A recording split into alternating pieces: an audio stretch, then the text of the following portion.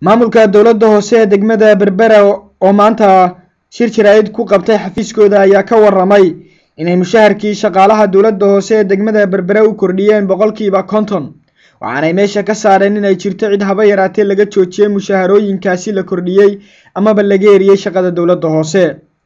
gudoomiyaha golaha deegaanka ee degmada Berbera Cabdishakuur Maxamuud Xasan oo wehelinayo xogayaha fulinta dowladda hoose Suhayb Maxamed Cali tilmaameen in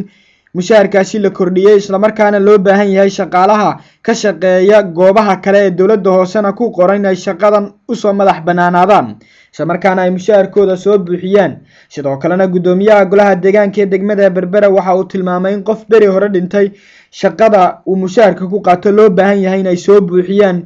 dadkii uu ka dhintay. gudoomiyaha golaha deegaanka ee degmada Berbera sidoo kalena waxa uu fariin u diray dadka reer Berbera ee magaalada gudaheeda ku haysta xoolaha nool isagoo ugu baaqay in muddo bil ah oo ka bilaabanaysa bishan March ay tallaabo sharciga waafaqsan ka qaadi doonaan haddii aanay kala bixin magaalada xoolaha nool ee ay ku dhaxaystaan. mushaharkii shaqaalaha dowladda hoose inaanu kordhinay 50% si ay tayo u yeeshaan oo dadka laga shaqeynsiinaya maadaama ay shaqo continuous ah oo joogto ah ay qaban jirin oo shaqadooda ay joogto ahayn inay shaqadii 7 ilaa 1 duhurnimo laga helo xafiiska shaqada markay fuliyeen anagana waxa waajib ugu inaan kordhino aan saro u qaadno waliba kuma yakaan doonto inta insha Allah waxaan horo waxa kaliya aan ka reebnay mushaar kordhinta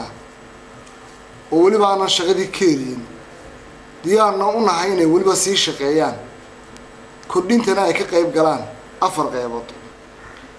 gunadu mushaar maaha marka hore shaqaalanimana maaha gunadaas waxaan ka taabanay iyo waxaan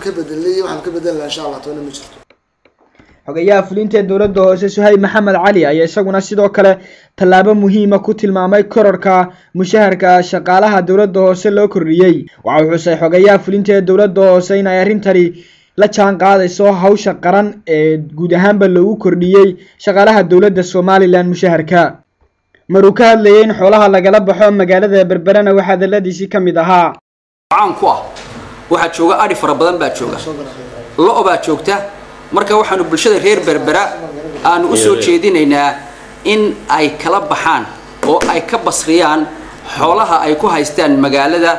muddo 30 maalmood gudahooda. bisha afraad wixii ka dambeeya waxa weeye tallaabo sharciga waafaqsan ayaa laga qaadaya. Karim Saciid Saalax, telefishanka caalamiga ah ee Home Cable TV, Berbera.